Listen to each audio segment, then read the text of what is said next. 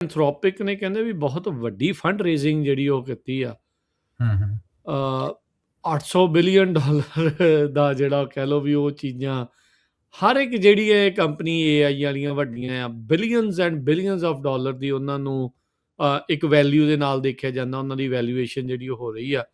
ਕਿਤੇ AI becoming too big to fail.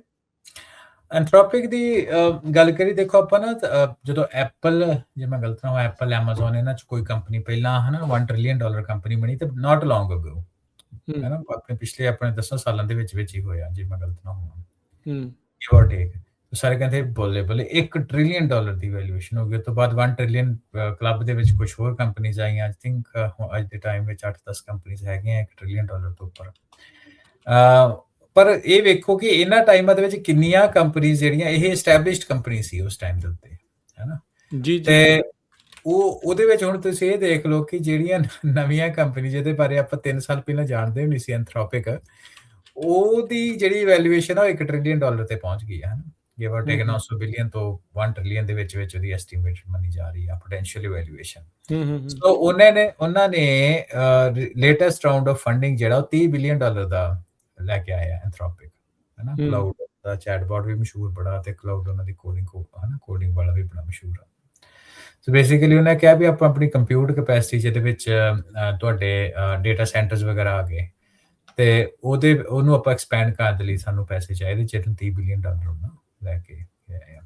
ਹੁਣ ਰਾਜਕਨ AI company ਜਿਹੜੀਆਂ ਉਹ ਆਪਣੀ ਪੈਸੇ ਇਕੱਲੇ ਸੌਫਟਵੇਅਰ ਇੰਜੀਨੀਅਰਸ ਦੇ ਟ੍ਰੈਡੀਸ਼ਨਲੀ ਸੌਫਟਵੇਅਰ ਇੰਜੀਨੀਅਰ ਉੱਤੇ ਹੁਣ ਸਪੈਂਡ ਨਹੀਂ ਕਰਦੀਆਂ।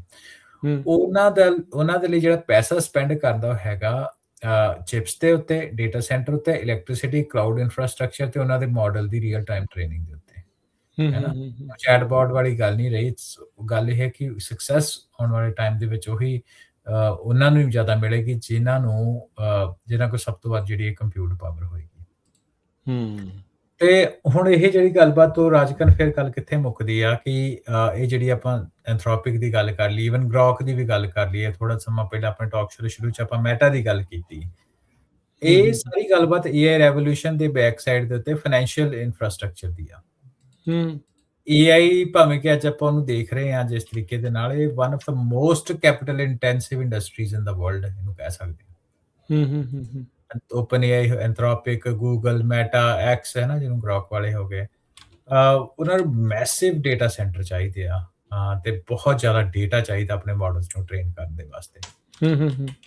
ਤੇ ਆਪਾਂ ਨੂੰ ਸਾਰਿਆਂ ਨੂੰ ਪਤਾ ਵੀ ਜਿੱਦਾਂ ਕਹਿੰਦੇ ਇਲੈਕਟ੍ਰਿਸਿਟੀ ਆਈ ਜੀ, ਇੰਟਰਨੈਟ ਆਇਆ, ਸਮਾਰਟਫੋਨ ਆਇਆ, ਕਲਾਊਡ ਕੰਪਿਊਟਿੰਗ ਆਈ, AI ਉਸ ਤਰ੍ਹਾਂ ਸਾਹਮਣੇ ਜਿਹੜੀ ਦੇਖ ਰਹੀ, ਤਾਂ ਕਰਕੇ ਬਹੁਤ ਜ਼ਿਆਦਾ ਲੋਕੀ ਇਹਨਾਂ ਕੰਪਨੀਜ਼ ਵਿੱਚ ਇਨਵੈਸਟ ਵੀ ਕਰਦੇ ਆ ਤੇ ਸੋਹਣੇ ਉਹਨਾਂ ਨੂੰ ਰਿਟਰਨ ਵੀ ਮਿਲੇ ਆ। ਆਪਾਂ ਪਿਛਲੇ ਟਾਕ ਸ਼ੋ ਵਿੱਚ ਵੀ ਗੱਲ ਕੀਤੀ ਕਿ ਜਿੰਨੇ ਵੀ ਮੈਸਿਵ S&P 500 ਦੇ ਵਿੱਚ ਗੇਨਸ ਹੋਏ ਆ, majority of those are driven by AI companies. ਠੀਕ ਆ। ਤੇ ਉਸ ਤੋਂ ਬਾਅਦ ਬਬਲ ਵੀ ਹੈ ਨਾ, ਨੈਗੇਟਿਵ ਵਾਲੀ ਵੀ ਗੱਲ ਹੀ ਹੁੰਦੀ। ਸਾਰੇ ਕਹਿੰਦੇ ਵੀ ਨਹੀਂ ਯਾਰ ਕਿਤੇ ਬਬਲ ਚ ਤਾਂ ਨਹੀਂ ਆਪਾਂ ਬੈਠੇ, ਤੇ ਇਹ ਤਾਂ ਹੁਣ ਮੈਂ ਹੀ ਦੱਸ ਸਕਦਾ। ਤੇ ਪਰ ਇਹਦੇ ਚ ਰਾਜ ਕਰਨ ਇੱਕ ਚੀਜ਼ ਇਹਦੇ ਵਿੱਚ ਬੜੀ ਹੋਰ ਅਜੀਬ ਆਪਾਂ ਦੇਖੀ ਕਿ ਦੇਖੋ ਆਪਾਂ ਸਟੋਰੇਜ ਕੰਪਨੀਜ਼ ਨਾ ਬਹੁਤ ਜ਼ਿਆਦਾ ਹੁੰਦੀਆਂ ਸੀ ਪੁਰਾਣੇ ਟਾਈਮ ਦੇ ਉੱਤੇ। ਮੇਰੀ ਫੀਲਡ ਵੀ ਡਿਜੀਟਲ ਸਟੋਰੇਜ ਆ। ਮੈਕ ਸਟੋਰ ਹੁੰਦੀ ਸੀ, ਸੈਮਸੰਗ ਦਾ ਕਾਫੀ ਜ਼ੋਰ ਸੀ, ਵੈਸਟਰਨ ਡਿਜੀਟਲ, ਸੀਗੇਟ, ਕਿੰਨੀਆਂ ਜ਼ਿਆਦਾ ਕੰਪਨੀਜ਼ ਹੁੰਦੀਆਂ ਸੀ। Eventually over the period of time ਜਿਹੜੀ ਉਹ ਕੰਸੋਲੀਡੇਸ਼ਨ ਹੋ ਜਾਂਦੀ, ਜਿਹੜੀ ਕੰਪਨੀ ਵੱਡੀ ਹੋ ਜਾਂਦੀ ਦੂਜੇ ਨੂੰ ਬਾਏ ਕਰ ਲੈਂਦੀ ਆ। ਪਰ ਇਹ ਇੱਕ ਪ੍ਰੋਸੈਸ ਹੈਗਾ ਵਿਚ ਯੂਜ਼ਡ ਟੂ ਟੇਕ ਡੈਕੇਡਸ, ਹੈ ਨਾ। ਹੁਣ ਇਸ ਚੀਜ਼ ਦੇ ਵਿੱਚ ਇਹ ਆ ਕਿ ਜਿਨ੍ਹਾਂ ਦੇ ਕੋਲ ਜ਼ਿਆਦਾ ਪੈਸੇ ਹੈਗੇ, ਜਿਨ੍ਹਾਂ ਦੇ ਕਲਾਊਡ ਇਨਫਰਾਸਟ੍ਰਕਚਰ ਹੈਗੇ, ਉਹ ਜਿਹੜੀ ਕੰਸੈਂਟਰੇਸ਼ਨ ਅਸੀਂ ਦੇਖ ਰਹੇ ਹਾਂ 3-4 ਦੇ ਵਿੱਚ, ਆਲਰੇਡੀ 3-4 ਸਾਲਾਂ ਦੇ ਵਿੱਚ ਉਹ ਕੰਸੈਂਟਰੇਟ ਹੋ ਗਈ ਆ। ਸੋ ਉਹਦੇ ਕਰਕੇ ਜਿਹੜੀ ਫੰਡਿੰਗ ਆ billions of dollar, tens of billion dollar, ਜਿਹੜਾ ਕੋਸ਼ਿਸ਼ ਆ ਸਾਰੀਆਂ ਕੰਪਨੀਜ਼ ਦੀ ਵੀ ਆਪਾਂ ਵੱਧ ਤੋਂ ਵੱਧ ਇਨਫਰਾਸਟ੍ਰਕਚਰ ਜਿਹੜਾ ਆਪਣਾ ਡਿਵੈਲਪ ਕਰ ਲਈਏ, ਕਿਉਂਕਿ ਇਵੈਂਚੁਅਲੀ ਉਹ ਦੇਖ ਰਹੇ ਆ ਵੀ ਹਰ ਜਗ੍ਹਾ ਦੇ ਉੱਤੇ AI ਦਾ ਇਨਫਰਾਸਟ੍ਰਕਚਰ ਜਿਹੜਾ ਵਰਤਿਆ ਜਾਣਾ, ਕੰਪਿਊਟ ਵਰਤੀ ਜਾਣੀ ਆ।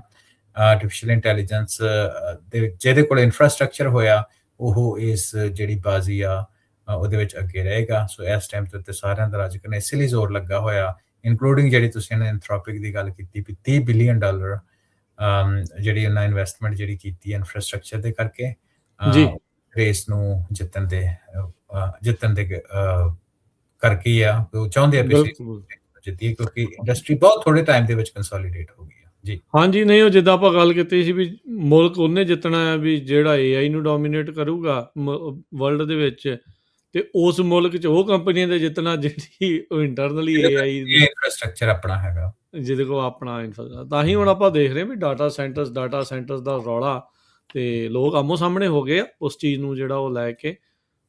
ਨਵੇਂ ਤਰ੍ਹਾਂ ਦੀ ਜਿਹੜੀ ਡੀਬੇਟ ਆ, ਚਰਚਾ ਆ, ਉਹ ਚੱਲ ਚੁੱਕੀ ਆ। ਕਿਵੇਂ ਹੋਊਗਾ, ਕਿਵੇਂ ਨਹੀਂ ਹੋਣਾ, ਇਹ ਵੇਖਣ ਵਾਲੀ ਗੱਲ ਆ। ਕਿਉਂਕਿ ਦੋ ਵੱਡੀਆਂ ਜਿਹੜੀਆਂ ਚੀਜ਼ਾਂ ਹਰਵਿੰਦਰ, ਆਪਾਂ ਆਉਣ ਵਾਲੇ ਦਿਨਾਂ 'ਚ ਇੱਥੇ ਟਾਕ ਸ਼ੋ ਵੀ ਕਰਾਂਗੇ ਵੀ ਐਨਰਜੀ ਲੋਡ ਡਿਮਾਂਡ ਕਿੰਨੀ ਆ, ਤੇ ਹਾਂਜੀ। ਕੂਲਿੰਗ ਇਹਨੂੰ ਜਿਹੜੀ ਕਰਨ ਦੇ ਲਈ।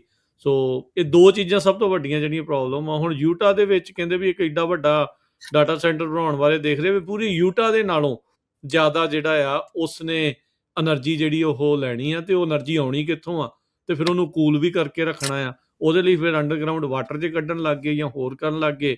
ਫਿਰ ਉਹ ਰਿਸੋਰਸਿਸ ਕਿੱਧਰ ਜਿਹੜੇ ਉਹ ਜਾਣਗੇ, ਇਹ ਦੇਖਣੀ ਗੱਲ ਆ। ਫੂਡ ਫॉर ਥਾਟ ਜਾਂਦੇ ਜਾਂਦੇ ਇਸ ਟਾਈਮ ਐਨਵੀਡੀਆ ਕੰਪਨੀ ਜਿਹੜੀ ਕੱਲੀ, ਜਿਹੜੀ ਕਿ ਟ੍ਰਿਲੀਅਨਸ ਆਫ ਡਾਲਰ ਜਿਸ ਦੀ ਵੈਲਿਊਏਸ਼ਨ ਆ, ਜੀ।